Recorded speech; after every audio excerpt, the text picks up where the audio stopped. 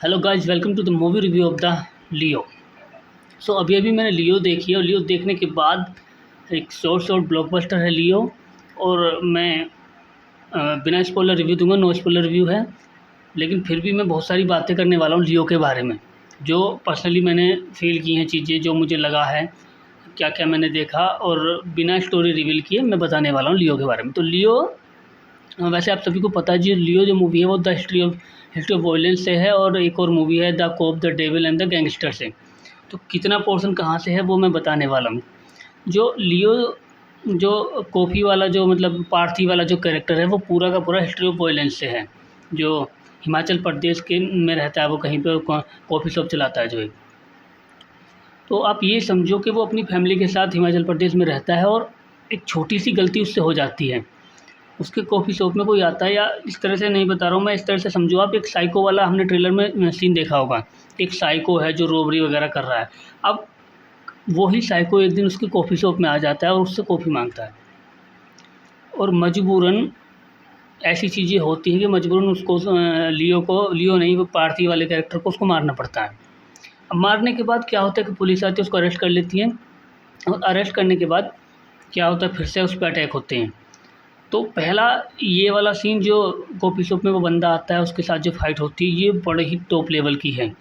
और ऐसा भी है कि बहुत सारे जो सीन हैं वो द हिस्ट्री ऑफ वॉयलेंस से सिमिलर हैं, कि जिस तरह से केतली मारना, या उनके साथ जिस तरह से फ़ाइट हो रही है, कांच का टूटना खिड़की वाले का, तो बहुत सारे सीन ऐसे हैं जो सेम ही हैं। लेकिन लोकेश कनगराज ने उन्हें बड़ा बखूबी अपग्रेड किया है और अच्छी तरह से पिक्चराइज भी किया है। तो पहले सीन के बाद दूसरा सीन ये है कि फिर से जिन लोगों को उसने मारा है, उसके घर के वाले आते हैं उसको मारने के लिए।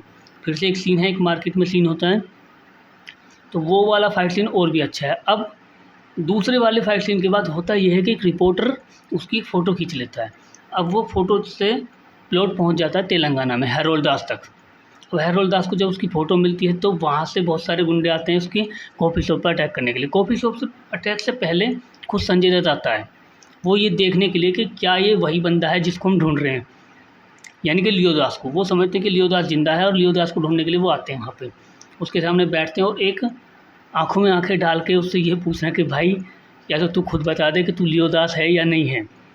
तो एक इस तरह की जो सीन है, बड़े ही इंटेंस सीन थे वो, और देखने में बड़ा मज़ा आता है कि हाँ, क्या है, क्या सस्पेंस है। ऐसा एक जिज्ञासा जो बढ़ती जाती है कि भाई ऐसा क्या सस्पेंस है, ये है या नहीं है बंदा लियो दास। कमाल की बात ये है कि ये सस्पेंस जो है क्लाइमैक्स के सीन तक है।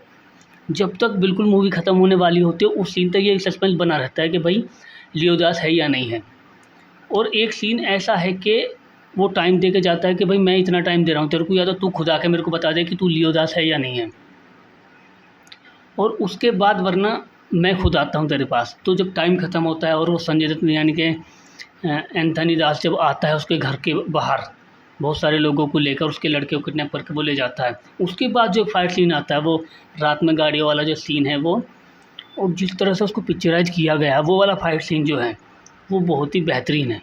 मैं बड़ा ही बेहतरीन कहूँगा। एक कैरेक्टर आता है पुरानी फिल्मों से, जो लोकेश कनगराज की सिनेमैटिक यूनिवर्स है एलसीयू से एक कैरेक्टर पुरानी से आता है, और वो उसके साथ बाइक पे होता है, और वहाँ पे जो फाइट सीन होता है दोनों का मिलकर, वो दोनों साथ में, और जिस तरह से वो फाइट सीन को पिक्चराइज किया गया है, और गाड़ी का गिरना, वो सारी चीज़ों के साथ, और वहाँ पे एंथनी दास मर जाता है। इस सीन में एंथनी दास मरता है, और मरने के बाद भी फिर भी एक हमें ये लगता है कि यार मैन विलन तो मर ही गया, लेकिन हम भूल जाते हैं कि अभी हैरोल्ड दास है और उसके और भी आदमी है, और उतनी सारी गैंग बाकी है। अपने बच्चे को लेने के लिए वो वहाँ पे जाता है, और जाने के बाद फिर से फाइट सीन आता है। एक फ्लैशबैक वाला सीन है कि फ्लैशबैक में ऐसा क्या हुआ है, कि वो कौन है, क्या है, सब चीज़ें उस फ्लैशबैक में हैं। वो क्लियर होंगी फिल्म देखने में, आपको पता लगेगा कि भाई ये फ्लैशबैक में क्या क्या चीज़ें दिखाई जाएंगी, कि ये क्यों इसको मारने के लिए आ रहे हैं पार्थिवन को। तो वो सारी चीज़ें फ्लैशबैक में हैं, और वो फ्लैशबैक भी बहुत अच्छा है, देखने में मज़ा आता है। और एक गोदाम वाला एक सीन है, दास एंड को करके जो उनकी कंपनी थी, उसके गोदाम में एक सीन पिक्चराइज किया गया है, और उसको जिस तरह से कैमरा एंगल वर्क करता है उस सीन में, वो देखने लायक है। जिस तरह से ईगल उड़ता हुआ जाता है, कभी इस सीन से होता हुआ ऐसे ऐसे पूरे में घूमता हुआ, जिस तरह से वो जाता है ना, और साथ साथ कैमरा चलता है, यहाँ पे फाइट चल रही है, वहाँ पे फाइट चल रही है, उधर चल रही है, उधर कुछ और हो रहा है, तो वो बड़ा ही बेहतरीन सीन मेरे को लगा वो। एक तो वो एंथनी दास की डेथ वाला, जहाँ पे गाड़ियाँ जाती हैं रात में, और वो पूरा सीन है जिस तरह से उसको पिक्चराइज़ किया है, मतलब कैमरा एंगल, बाइक पे गन लोड करने से लेके वो पूरी फाइट जिस तरह से दिखाई गई है, और एक तेज़ी से कैमरा आगे जाना और संजय दत्त को गाड़ी में जाते हुए दिखाना, आगे जाकर बिल्कुल कैमरा टर्न लेता है, फिर संजय दत्त की साइड से उसको दिखाता है, और दिखाने के बाद फिर से कैमरा बैक में जाता है। तो ये सारे सीन ऐसे थे कि रोंगटा खड़े कर देने वाले सीन थे। इनको देखने के बाद मैं बड़ा ही ये था कि भाई क्या छोटी सी कहानी है, उसको किस तरह से पिक्चराइज़ किया है, मतलब जान फूँक दी एक-एक सीन में। और लास्ट में जब वो हैरोल्ड दास के साथ उसकी फ़ाइट होती है, वो उसको क्या बताता है कि भाई मैं कौन हूँ, कौन नहीं हूँ। तो लास्ट तक जाते-जाते मेरे को बड़ा मज़ा आया फ़िल्म देखने में, क्योंकि लोकेश कनगराज की हर फ़िल्म मेरे को बहुत अच्छी लगी है। और मेरे को ये भी समझ में आया है कि इनकी फ़िल्मों के जो विलन हैं, वो हीरो से ज़्यादा पावरफुल होते हैं। लास्ट में हीरो उनको मार देता है, ये क्लियर सी बात है, लेकिन बहुत पावरफुल विलन होते हैं और बहुत ही पावरफुल वे में वो उनको दिखाते हैं। हीरो को भी पावरफुल वे में ही दिखाया है पूरी फ़िल्म में। तो क्लाइमैक्स के बाद जब एक अनाउंसमेंट होती है, एलसीयू, एक कॉल आता है उसको लास्ट में, तो एलसीयू का पूरा जो कनेक्शन है वो क्लियर हो जाता है कि हाँ, पता तो चल जाती है इसमें इंटरवल में ही कि जी हाँ एलसीयू है, एलसीयू से कनेक्टेड है मूवी, लेकिन लास्ट में कन्फर्म ही हो जाता है कि हाँ जी एलसीयू से कनेक्टेड है।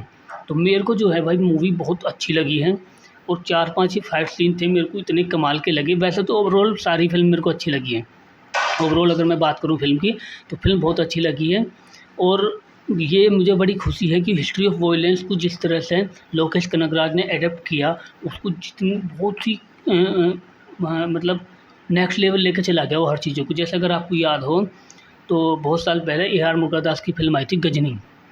तो उन्होंने 2005 में गजनी बनाई थी, और 2008 में जब गजनी बनाई तो मेमेंटो से बनाई थी। मेमेंटो से गजनी तमिल वर्जन जो था वो बहुत बेहतरीन था, और जब उन्होंने 2008 में गजनी बनाई तो वो तमिल वर्जन और मेमेंटो दोनों से कई गुना बेहतरीन था।